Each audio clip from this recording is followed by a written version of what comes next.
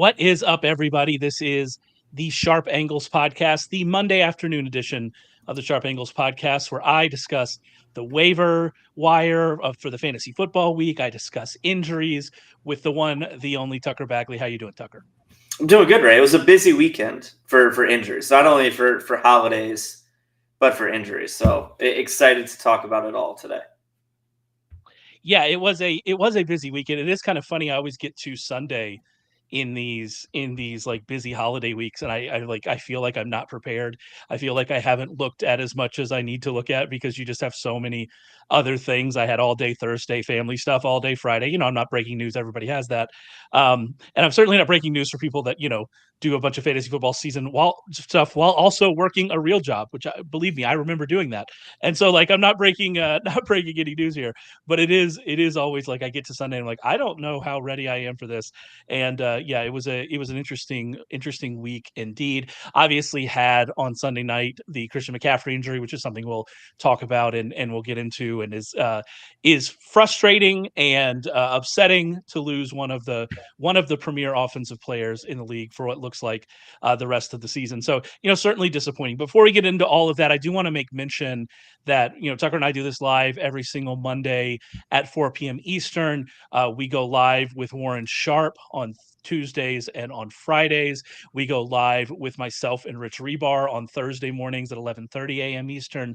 And so all of that is available over at the Sharp Football YouTube channel. So head over to YouTube, search Sharp Football Analysis, subscribe. You'll get notified when we go live. You get in the chat, ask questions, do stuff like that. That'll be great. We're going to keep running, these shows. We're going to keep going all the way through the playoffs. So a lot still going on. I know we're reaching the end here of the fantasy football season, and we'll talk about that a little bit towards the end of the show. But we are, we're going to go strong all the way through the real playoffs, and so have a lot to talk about the rest of the way.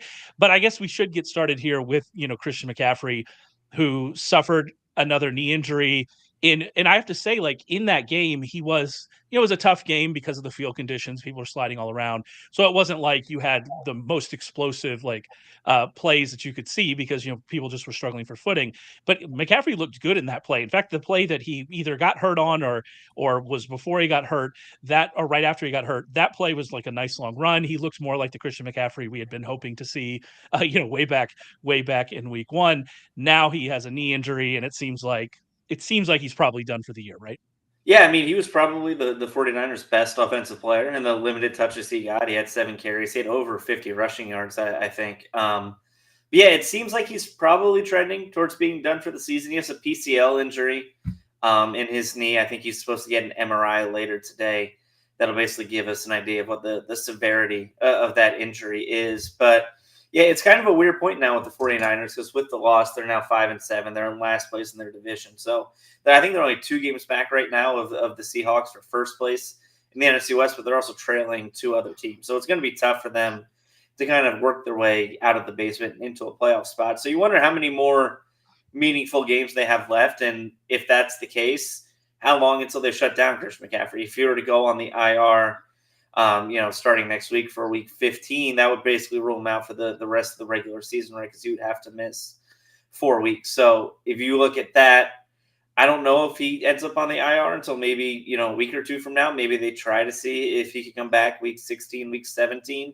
I do know from what I've read, this is an injury that could be like a 3 to 5 week injury thing. So I would say more than likely he's done for the season. His dad, Ed McCaffrey, did come out today and in an interview say if he's healthy, if he's able to play, he's going to be out on the field, whether or not the 49ers have anything left to play for. But I just think right now, based on, kind of the way this season has gone for him already and, where the 49ers are in the standings, it's probably, close to time to just kind of putting him on ice and trying to get him healthy for week 1 of next year. Yeah, and as you said, I mean, if he goes on IR this week, he could return in week 18, right? Because 14, 15, 16, 17, right? And so he then could return in week 18. And that is a pivotal possibly, I should say, could be a pivotal game against the Cardinals that week. But the thing is, like you mentioned, if they're going to jump, they now have to jump two other teams. They do play the Rams again. They play them not this coming up week, not week 14, but week 15. And then again, they play the Cardinals in the season finale. But they've already played the Seahawks twice. They lost to them, obviously, in week 11. So they're not going to gain any ground on their own against the Seahawks. Seahawks have kind of a tough schedule the rest of the way. The Cardinals don't really have a tough schedule the rest of the way, and they do get to play them. So maybe there is some hope there if you're still holding out hope for the 49ers.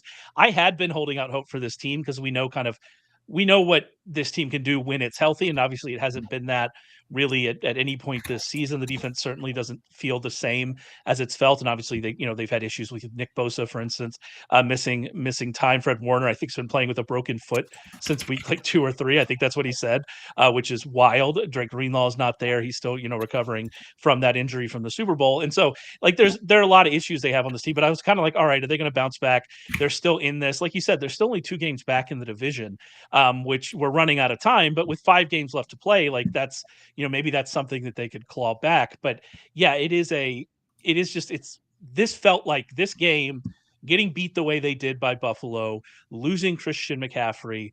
This felt like the game where I finally went, oh, okay, this is done. And maybe we're wrong. I mean, like this team is talented. Obviously, this team has a good coach. Maybe they figured out losing Chris McCaffrey is a big deal, but we've seen Jordan Mason earlier in the season step up and not give exactly what Christian McCaffrey gives because he's not that kind of player in the passing game, but be able to be a very effective runner, a very effective running back. So perhaps they're able to just kind of fight through this, and they have a game this week against the Bears, and they play the Rams, and they play the Dolphins. They have a really tough game against the Lions, and they have the Cardinals. Those are tough games. A lot of those teams are, good teams fighting for playoffs, right? A lot of those teams. Maybe not the Dolphins. We'll see after this kind of last loss. But so like they're good teams. The Lions are a very good team, maybe the best team in the NFL, but it's also not like the worst possible schedule you can have. So I guess we'll see. It makes sense to me for them to put him on IR, see what happens, see if he can be back by week 18. If they need him in week 18, if there's a chance to make the playoffs, maybe they activate him. That would be my guess of what happens here. But that is, very much a guess based on the vibes we're getting here early on Monday afternoon. Yeah, and I mean, even dating back to last night, right? I mean, Kyle Shanahan was asked on the field, I think at halftime, right? What is he coming back? What's the plan? And he flatly said no, he's done. Which normally, if there were any inkling that he could be back, that he could be healthy, that something could happen, a miracle could happen, like any coach, even just for gamesmanship, would say he's questionable. The fact that he was ruled out so quickly, the fact that immediately it seemed so doom and gloom. And I mean, there were a lot of other things to be upset if you were the 49ers with last night. There were a lot of things to be upset and down about. But yeah, it feels like we're trending towards an IR trip for Christian McCaffrey again. On the kind of waiver wire aspect of this, I mean, Jordan Mason has been dropped in a lot of leagues. He's available in around 60% of ESPN leagues. So there are leagues where he's out there. I'm in a league that has a very short bench that has only 4 players on the bench. So even though it's 14 teams, when it only has 4 players on the bench, that gets tricky as you get through the bye weeks, and some players end up getting dropped. He's available in that league.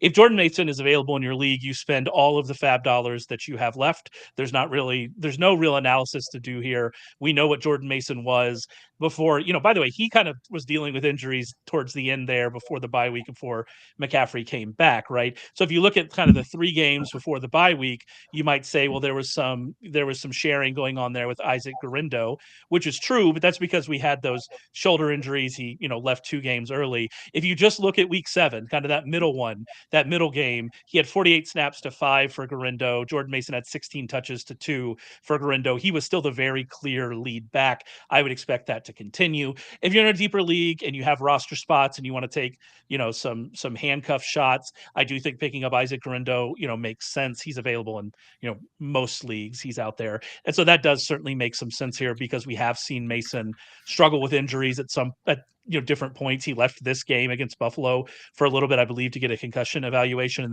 and then came back. And so like there's some, maybe we see that, but ultimately this is Jordan Mason. If he's available in your league, spend all the fab you have left on him. This is the guy. This is the one. This is the spot. Unload it, and and hope for the best here. And the schedule, like I said, I read off the 49ers schedule a little bit there the rest of the way. The Bears ranked 21st in fantasy points allowed to running backs. The Rams ranked 23rd. The Dolphins ranked 22nd. The Lions ranked 3rd. That's going to be a tough spot. Would expect them to be a negative game script as well. So that's not great for Mason because, we haven't seen him catch a ton of passes. But then the Cardinals, they rank 18th in fantasy points allowed to running back. So it's a good schedule. Spend all your fab on Jordan Mason. I don't think I'm breaking any news here. If he's available, just blow it and have fun and see what happens.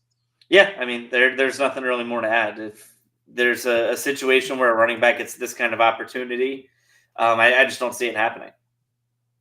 And we'll see. It would be really funny if we entered this season with them like continuing to say that Christian McCaffrey has an opportunity to play in week 1 and kind of leading us along like that until, ultimately what he sat until week 10. It would be really funny if they're all doom and gloom right now and then McCaffrey just plays this week. Like, I don't think that's what's going to happen, obviously, but that would be a nice full circle moment for this 49ers season and our relationship as fantasy football players to this 49ers if they did that. So if that's what you're doing, Kyle, Shanahan, I salute you. That is a great troll, and I'm hopeful. I'm hopeful that's what you're doing because I want to see Christian McCaffrey play. But we'll see. Let's move on and talk about a few other things. Obviously, a really interesting interesting is not the right word. A kind of hectic situation in Jacksonville involving Trevor Lawrence. Before we do that, though, if you're listening to this on Tuesday as a podcast, first of all, thank you. We appreciate you listening to the podcast and downloading. Keep that up. We thank you. But this deal is not going to still be available to you. But if you're listening live, listening to this on Monday, we have our Cyber Monday deal going right now using promo code SHARP73. You get 73% off anything over at Sharp Football. All of our fantasy packages, our betting packages. You can get Warren Sharp's betting recommendations. You get Rich Rebar's worksheet previews, which previews every single game, every single week of the NFL season. Moving into the playoffs, that will continue. You can get all of that as part of our NFL Plus package. You get 73% off that. If you just want the fantasy, you can get 73% off that. If you just want betting, you can get 73% off that. You can get 73% off anything as part of our Cyber Monday sale. This is our biggest sale of the year. It ends on Monday at midnight. Sharp73 is the code. Make sure you take advantage of it. And if you're watching this live, there's a QR code on the screen which you can scan. So make sure you take advantage of this deal. If you're interested in getting in, we've been outstanding this year. $100 better is up somewhere around $12,000 following our betting recommendations this year. Rich Rebar has been doing great in DFS. There's a lot of great stuff in there. You'll get your money back and you get it 73% off. So there you go. All right, let's move on and talk about that Lawrence situation, the Trevor Lawrence situation. Late hit by Aziz Al-Shahir. When Lawrence was sliding, got hit around the head and neck injury area.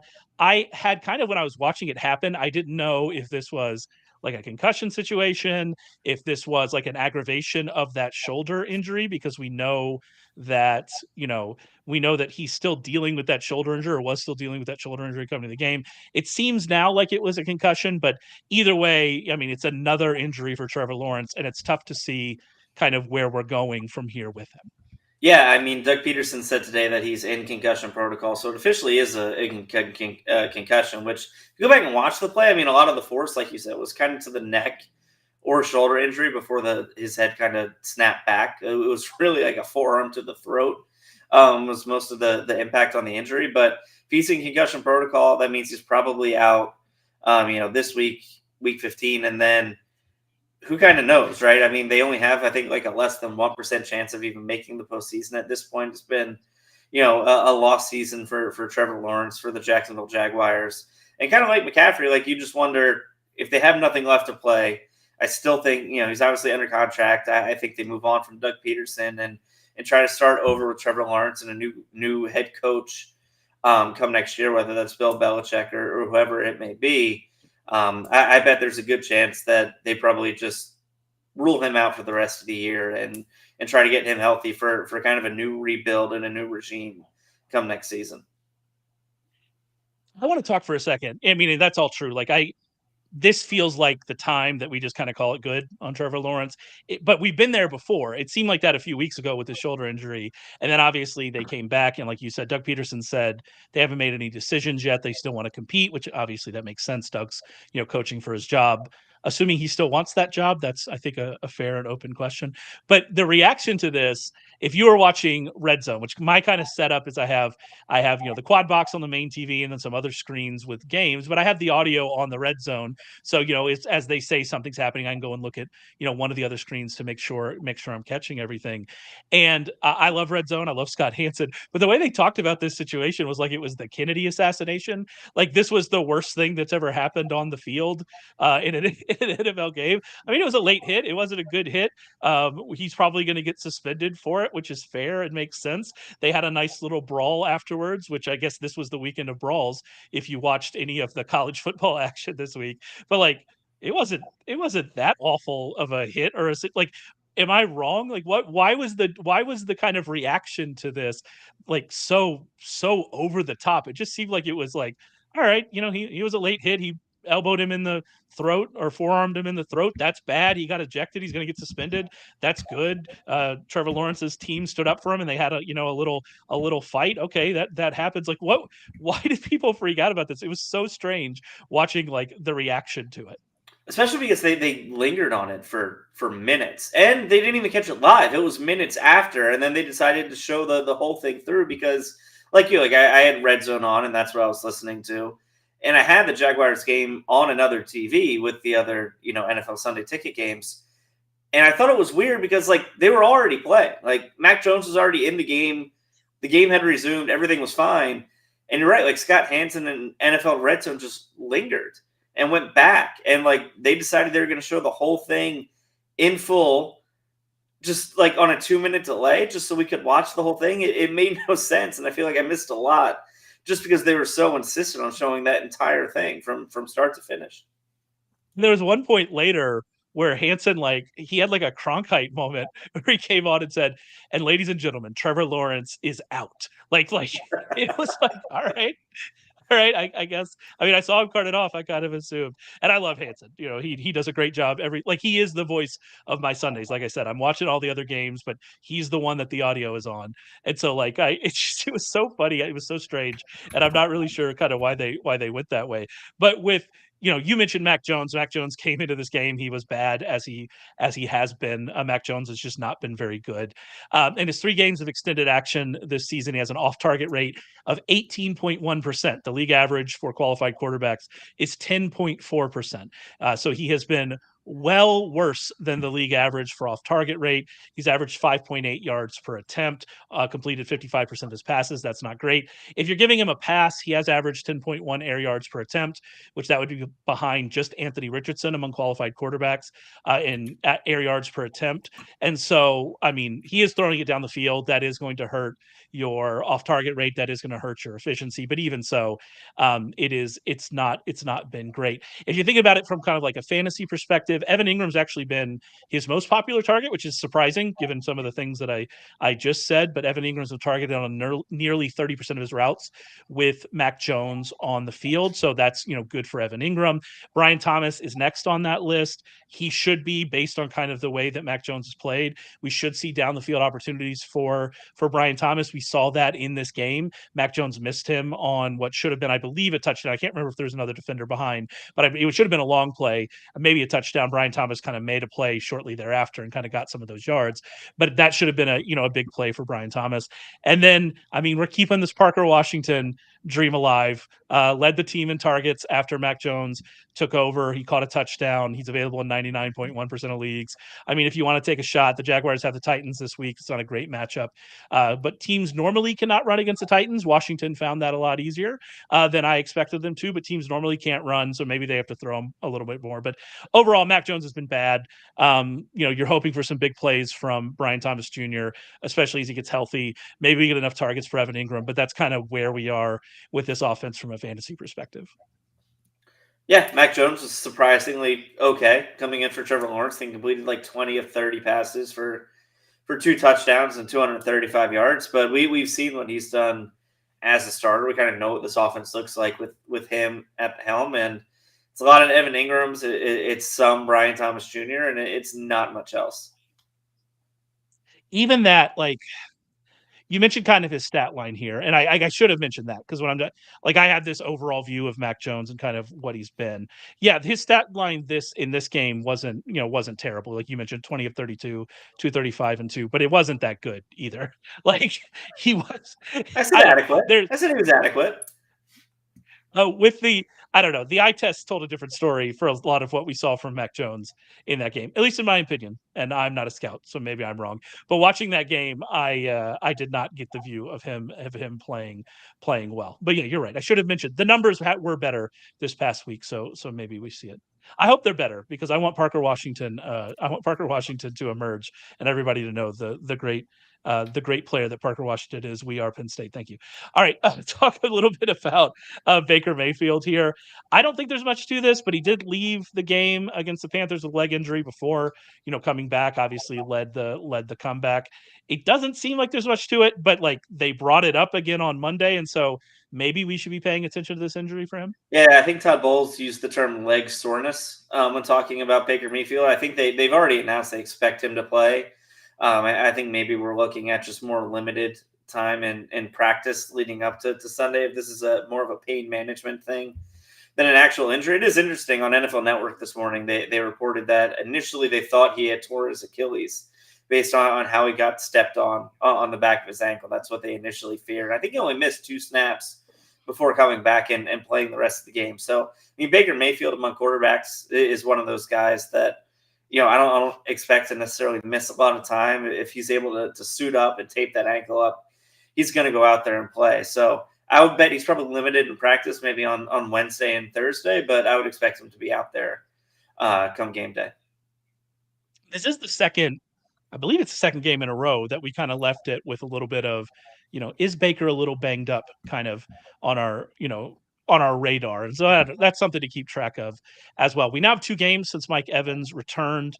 Mike Evans is obviously leading the team in targets, but I do want to mention that Sterling Shepard is second in targets among, Bucks, playing mostly from the slot, which again is where we saw Chris Godwin fed targets before the Godwin injury.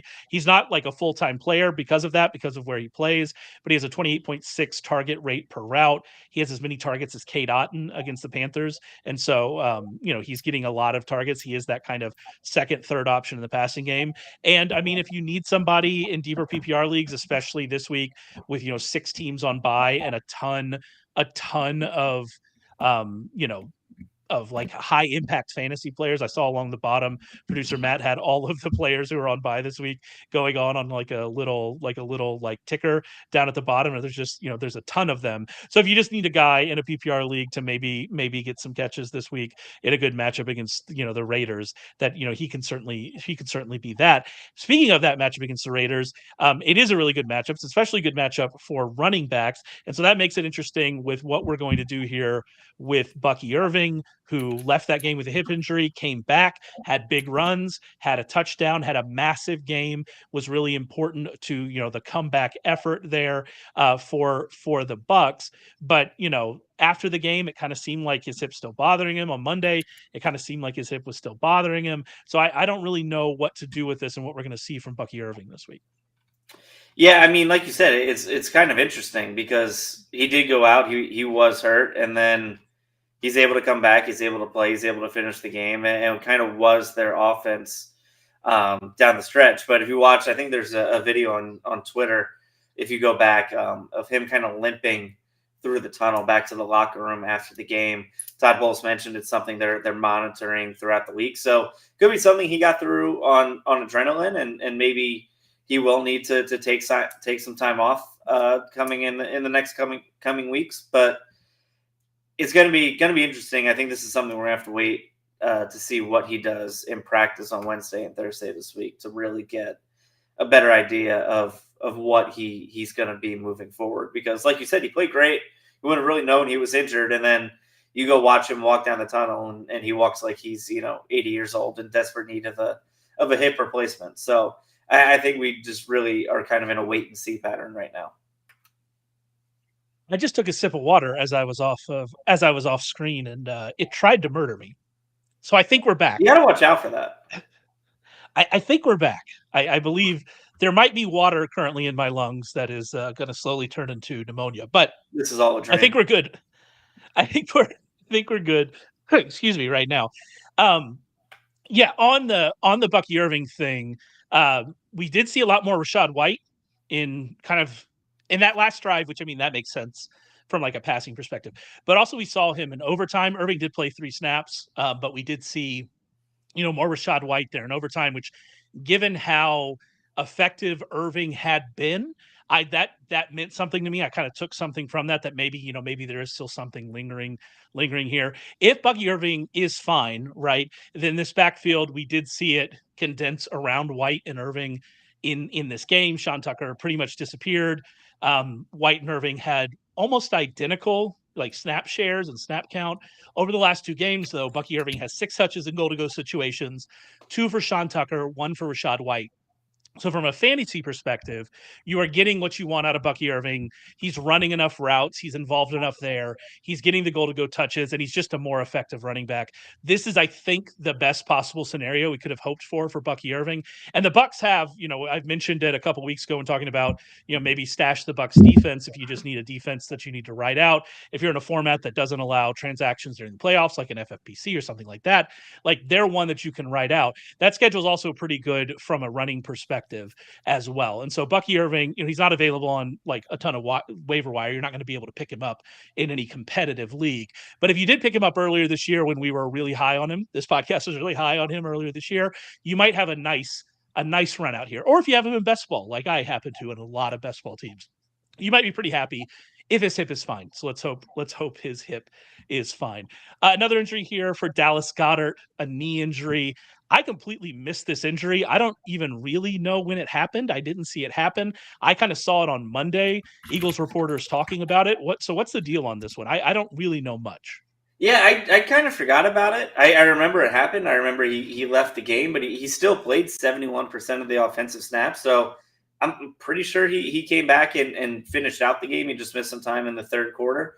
However, after the game, it was reported that it was a non-issue. The Eagles didn't think it was serious. He wasn't expected to miss time. And Jeff McClain at the Philadelphia Inquirer just reported that he's now considered week to week after an MRI revealed a more serious knee injury.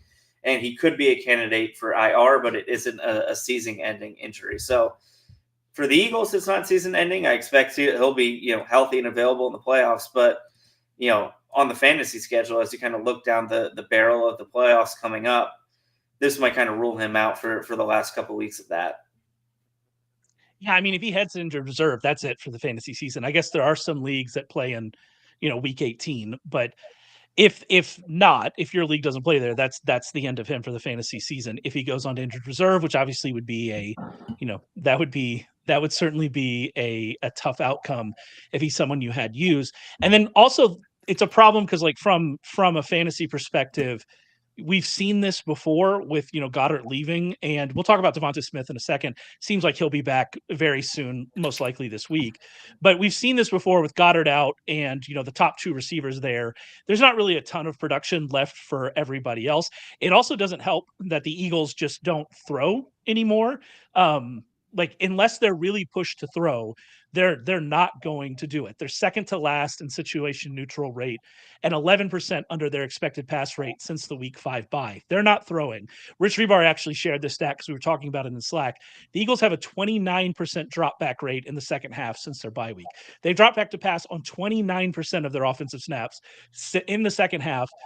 Since their bye week. We know how dominant they are. They're 12.5-point favorites at home against the Panthers this week. So like they're not throwing a ton. They already have 2 kind of really good receivers, assuming DeVonta Smith is back. And again, we can talk about him next.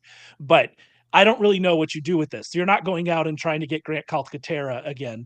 It didn't really happen for him there. So it's a really tough spot here for Goedert.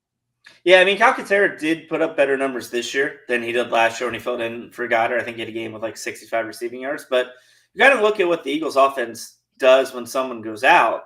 They just sort of tighten the circle, which is unbelievable. Like the last 2 weeks with DeVonta Smith out, the only guys to get multiple targets in any game are A.J. Brown, Saquon Barkley, and Dallas Goedert. Like that's it. Like those are the only three guys who have gotten multiple targets in either game. So if DeVonta Smith comes back and Dallas Goedert's out, I think you just kind of swap out Goedert for Smith in that offense. I mean, they have shown, and maybe it's a Jalen Hurts trust issue, but they don't really spread the ball around, right? This isn't Patrick Mahomes. This isn't some of the other quarterbacks who throw to 6, 7, 8 receivers in a game.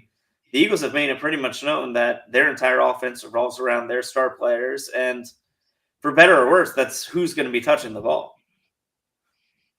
And as a reminder, that update that we just got on Goddard's a good reminder. We do this live every single Monday at 4 p.m. Eastern. So we don't talk about the Monday night game. So we'll see what happens on Monday night if an injury happens there, as happened last week.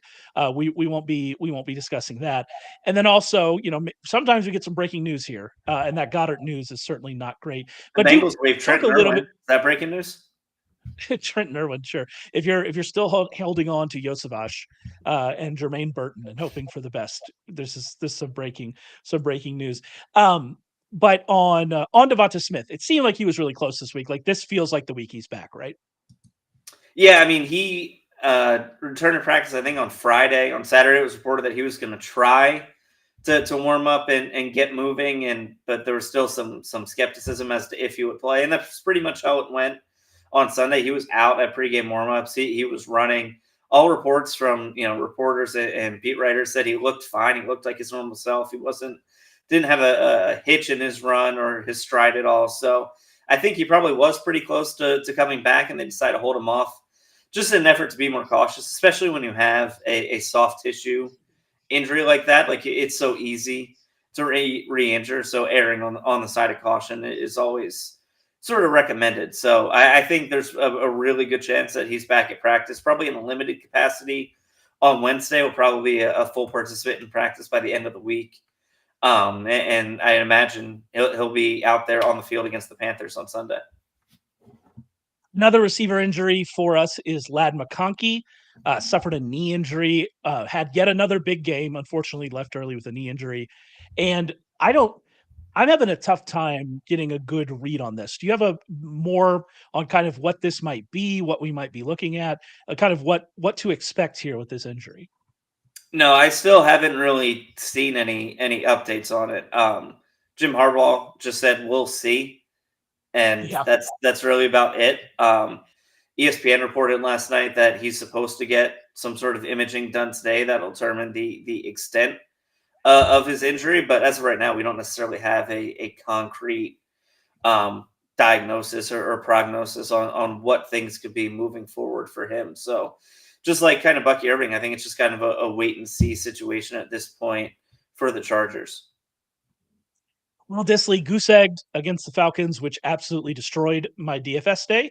But I would expect him, if McConkey misses time, I would expect him to, soak up some more targets for sure.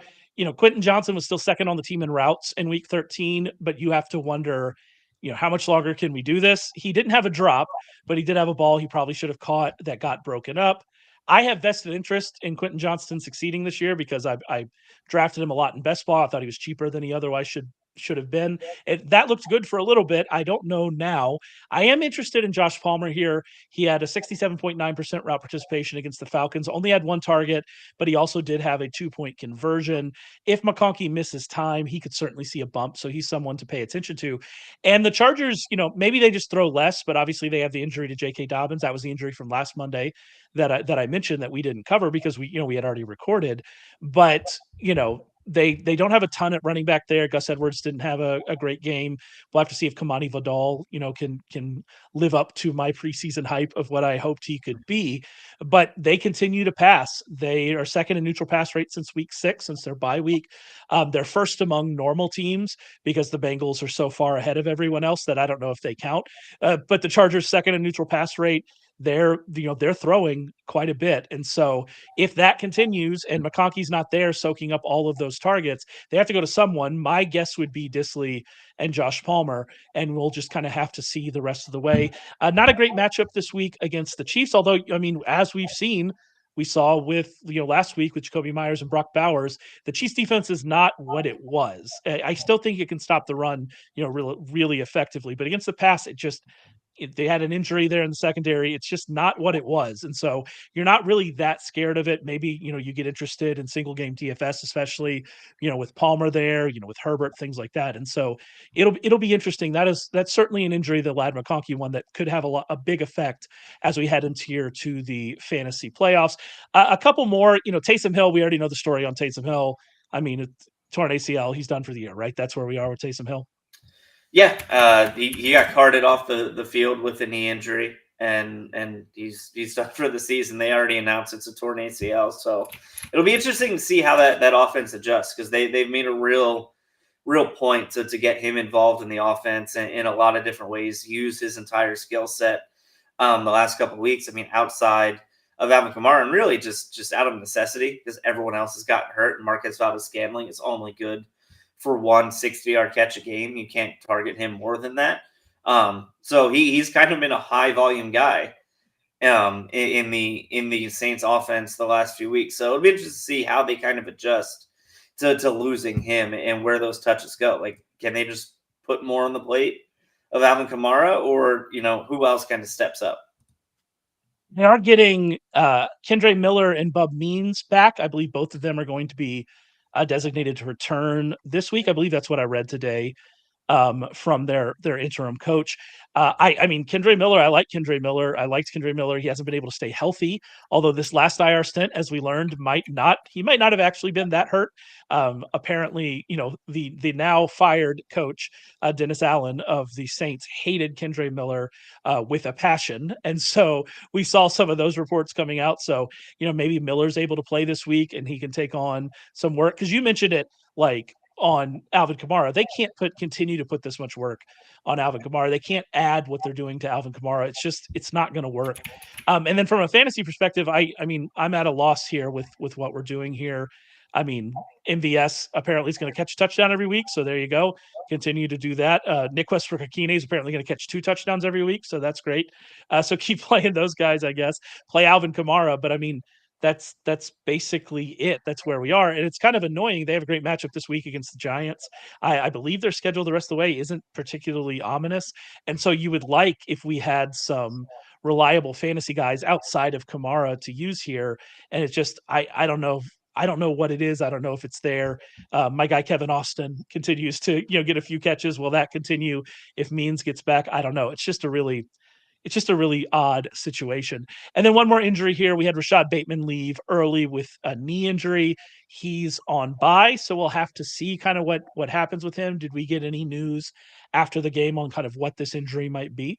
No, they just said it's soreness. They said it isn't something serious. He's going to be getting treatment this week. I think the bigger kind of story in Baltimore is, why isn't Deontay Johnson playing? John Harbaugh's been kind of cryptic about that. He was asked about it after the game and said, I'm going to have to wait before I'm allowed to comment on that situation. So it's kind of interesting for a guy that they traded for midseason. That's pretty much, I think he has 1 catch for 6 yards. He only played in 4 games. He didn't play on Sunday against the Eagles. Clearly something has happened, whether, on the practice field, off the field, away from the team, whatever it is, that he pretty much is, only being mentioned in hushed tones around the Ravens practice facility right now. Yeah, and they said, I mean, this is a game Bateman left early and he did not play a single snap. He did not run a single route. And so it is a lot of Tylan Wallace. That is weird. If you're in on Tylan Wallace, that was a game for you. The Tylan Wallace show. We saw that. Was it the Thursday game a few weeks ago, right? Where he went wild. I want to add more to that Harbaugh quote, because the rest of that Harbaugh quote is very fascinating. He said, quote, "There are moving parts we're going to have to figure out and explore." That sounds like a guy's about to be waived. That's what that sounds like to me. So I don't know what is happening with Deontay Johnson. I have now cut him from a very, very deep league where I was hopeful that we were going to get him here with the Ravens and we were going to get, at least something out of him, and it just hasn't happened. On, Bateman, like I said, they're on bye this week, so you're not immediately going out and picking up Isaiah Likely, and he might be back after the bye, so like it is what it is. But I do want to make this note about Isaiah Likely. Isaiah Likely has run 47 routes this season without Bateman on the field. That's 66.2%. He's been in route on 66.2% of Baltimore's dropbacks in those situations. situations when Bateman's off the field. He's been targeted on nearly 30% of his routes there. He's averaging 8.8 yards per target, 2.62 yards per route run. Those are elite numbers, especially for a tight end. We saw him catch that touchdown late. I mean, that doesn't really count. It was in garbage time. But if Bateman misses time, we might not be looking to other receivers here. We might be looking to Isaiah Likely, and maybe we get more of Likely and Andrews on the field together. I believe Charlie Kolar just went on to injured reserve, if I'm remembering my update on Saturday correctly. And so maybe there's an opportunity there if Bateman does end up missing some time. But like you said, we don't even know if he'll be absent after the break. A couple other people, a couple more, ads to talk about. Actually, just one more. I've mentioned this guy now. I feel like I've mentioned him 3 weeks in a row on this podcast. So we were early investors on Sincere McCormick, who's available in basically every league, 99.9% of ESPN leagues. This past week, he had 2 more touches than Amir Abdullah, 12 carries, 5.3 yards per carry. If you look at the Raiders this year and you look at all their running backs, all running backs not named Sincere McCormick have averaged 3.3 yards per carry this season. McCormick has averaged 5.7 yards per carry. He's very clearly their best option as a runner. I don't know what will happen when Alexander Mattison is back. I don't know what will happen when Zamir White is back. It seemed like Mattison was really close to playing this past week, right? And so I'm not sure what will happen. However, what I do know is that McCormick is a young running back who appears to be the best option they have for early down work. This team isn't going anywhere. It makes a lot of sense for them to play McCormick. I am stashing McCormick pretty much everywhere I can, and we'll see what happens. We've said all year this Raiders rushing attack doesn't work. Well, it hasn't worked with Alexander Mattison and Zamir White. It kind of has worked on a very limited sample, to be fair, but in not great matchups here for Sincere McCormick. And so I am suddenly very interested in him. I've been mentioning him as like, all right, if you're in deep leagues, you need some possible touches. There you are. I'm suddenly much more interested in him than that. And if you're just kind of stashing people for the playoffs, especially, I would like to see what happens. And this is the time of year, especially if you're already in the playoffs, you need to be looking at playoff schedules. The Raiders playoff schedule, they get the Falcons, the Jaguars, and the Saints. Those are really good kind of potential schedule for running backs. So I am allowing myself to get excited about Sincere McCormick. That is where we are here in week 14 of the NFL season. What a time to be alive.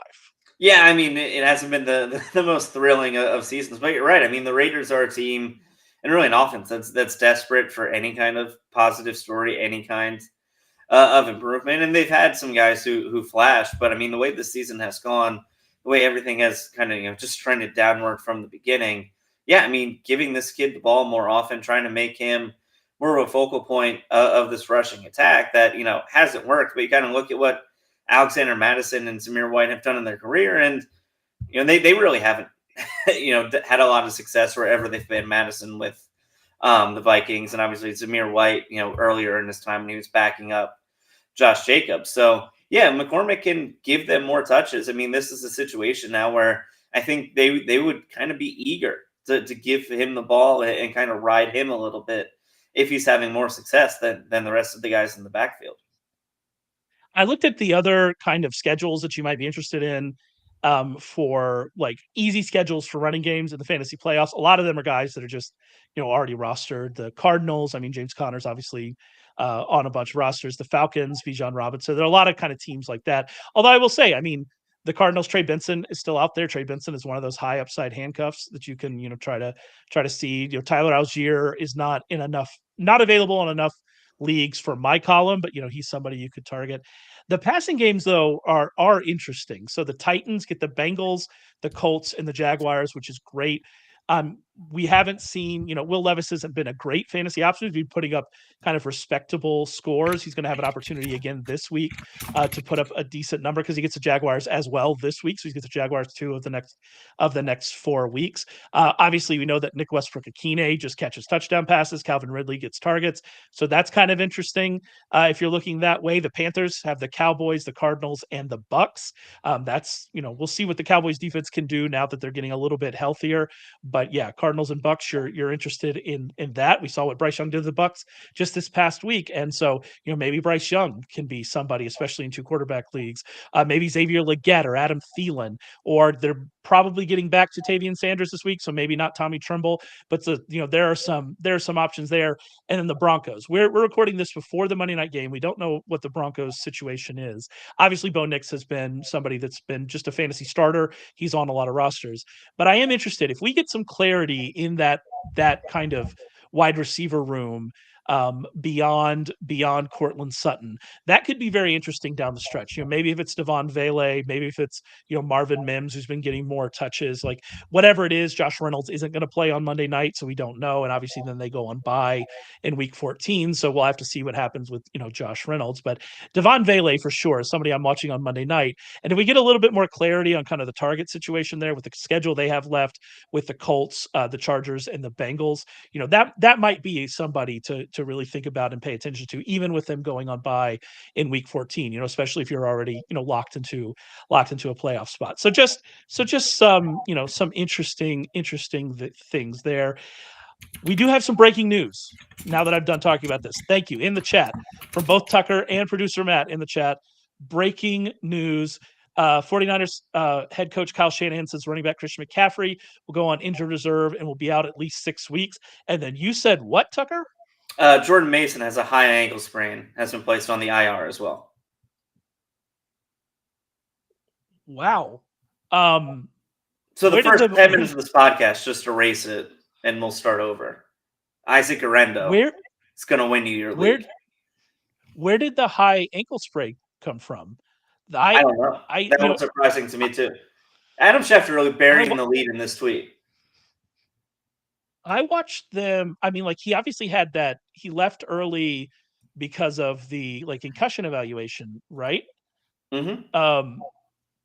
He still finished with 13 carries and 78 yards. Okay, yeah. Delete everything that we said early in the podcast. Have fun. Have fun with this, Matt. Yeah, I mean this dramatically changes everything with this waiver wire situation. I mean, obviously now we're in on Guerendo, and Guerendo's out there in pretty much every league. My thoughts on Guerendo are the same as they are. Didn't get a touch in the fourth quarter. My thoughts on Guerendo are the same that they are on Jordan Mason. You're blowing everything on him. I don't have the numbers in front of me. They have since, I believe, released Patrick Taylor, but I think he made it back to their practice squad. Again, I'm doing all of this off the top of my head. But Guerendo, in those games that Jordan Mason left early, I believe that Guerendo had a pretty good share of the carries there. I'm gonna have to look that up. That'll be in my column. I'll have all those numbers for you. I did not expect this Mason thing. I missed that completely. That's on me. But yeah, that's a shocking kind of real-time development here for the podcast. But all right, everything I said about Jordan Mason, I guess go and spend everything on Isaac Guerendo, because that's kind of where we are. Schedule's still good. We know how fast he is. We know how explosive he can be. We saw that at times. We saw him get the touchdown last night on Sunday night. So there you go. Wow. That was a shocking one. I thought you might have been joking in the chat when you said that Jordan Mason was also done for the year. I had to go confirm that we didn't just get fake Schefter, that we got the real Schefter. Wow. No, just to double down, he just tweeted with 2 running backs now placed on IR. The 49ers' new top back is rookie Isaac Guerendo. So just to confirm, that's where we are. There we are. Do you want to vamp for a second? I can look up that week. That week 8 game, because that week 8 game was interesting. It's one that Mason left early, and we could see kind of what Guerendo's share was there. I believe it was also Patrick Taylor involved, if I'm remembering correctly. All the way back. Patrick Taylor is back on the 49ers practice squad, so. He is an option, I guess, to get elevated to the active roster on game day. So there we go. So Guerendo ended up with 14 carries in that game. Patrick Taylor ended up with only 2, only played 4 snaps. I remembered him playing more than that, but again, that's off the top of my head. Guerendo had 6.1 yards per carry, but I believe he had a long run in that game, if I'm remembering correctly, that kind of contributed to that. But there you go. there's the Guerendo, and then we have producer Matt making jokes in the chat. Let's go Leonard Fournette. Playoff Lenny. Bring back Lenny. Yeah, playoff Lenny for a non-playoff team. I'm Fantasy sorry, playoff 49ers Lenny. fan. Fantasy playoff Lenny.